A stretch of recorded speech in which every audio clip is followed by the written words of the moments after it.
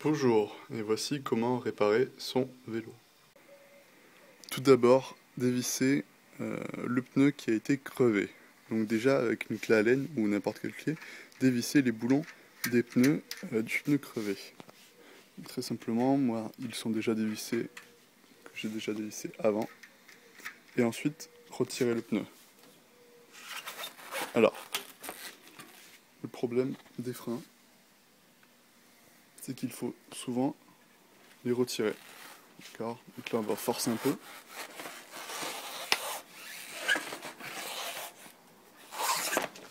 Voilà, le pneu a été retiré du vélo.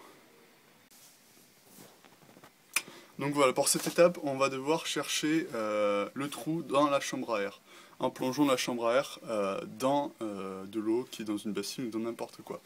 Donc on va plonger. Donc si vous voulez, vous pouvez mettre un peu de savon sur la chambre à air pour qu'il y ait plus de bulles.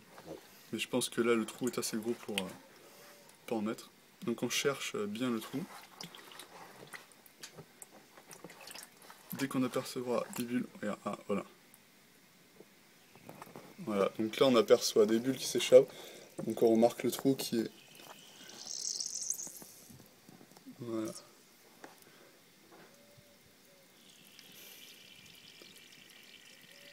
Voilà. Donc le trou qui est là, au bout de mon doigt. Donc voilà, là on a repéré le trou qui est là. Donc pensez à bien faire une marque au crayon ou au stylo.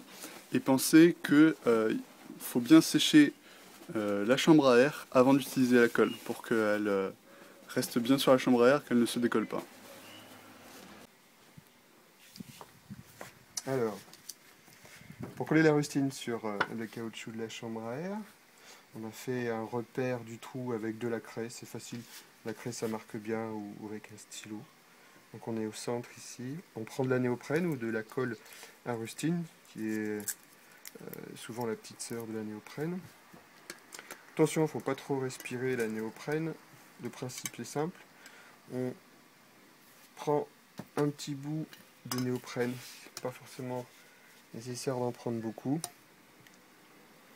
Ce qu'on appelle une colle contact, puisque on prend juste les deux surfaces où on met de la colle, pas forcément une épaisse couche, c'est pas la peine. Voilà. Je l'enlève ici assez facilement, d'ailleurs, c'est pour ça qu'on prend un petit tournevis. Et on prend la rustine.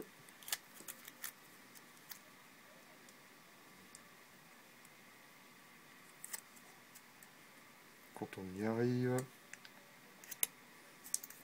voilà. Et on met un petit peu de néoprène dessus. Une fois que ces deux choses sont faites, on attend. C'est le principe des colles contact. On apprend à attendre au moins 10 minutes. On peut attendre même un quart d'heure, c'est pas important, mais c'est au moins 10 minutes.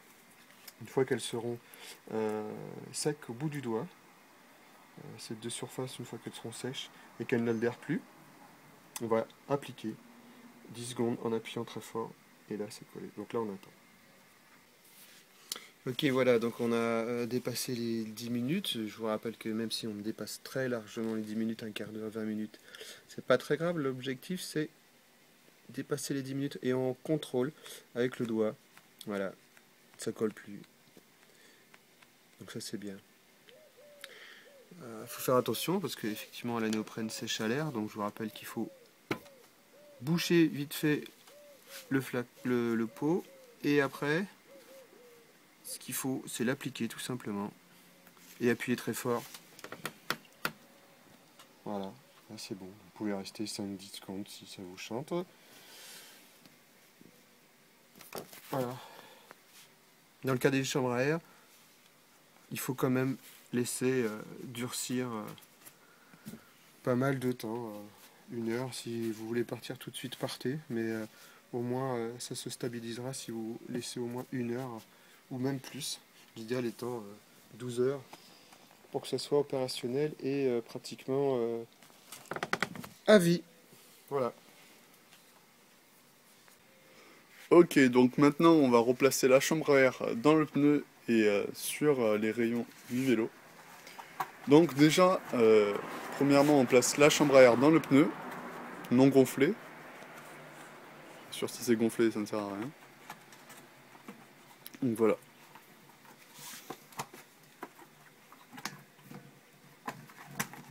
Voilà, ensuite on va chercher le trou dans les rayons. Donc il se trouve en bas, voilà. Et on va le placer sur le gonfleur. Voilà, hein, hop.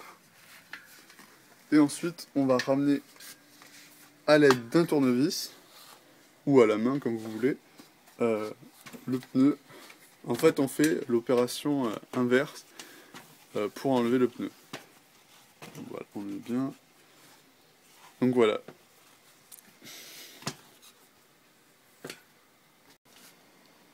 Voilà, pour remonter le pneu avant, on repère le sens des dessins. Voilà, qui est sur le pneu. Et on le fixe sur la fourche. Le pneu étant plus large que les freins quand ils sont lâches. Donc on serre le pneu, on enquille au milieu et on le met voilà, sur le bout de la fourche. Et on n'a plus qu'à serrer. Faire un test de temps en temps pour regarder si la roue n'est pas trop voilée au serrage par rapport au frein. Voilà, en espérant que ce petit tutoriel vous a plu.